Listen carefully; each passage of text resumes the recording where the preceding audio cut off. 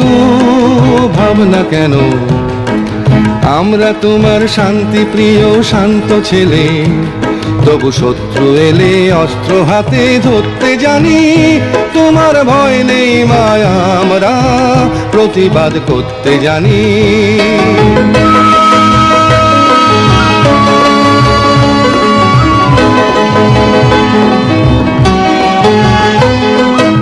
আমরা হারবো না, হারবো না, তোমার মাটি একটি কণাও ছাড়বো না। আমরা হারবো না, হারবো না, তোমার মাটি একটি কণাও ছাড়বো না।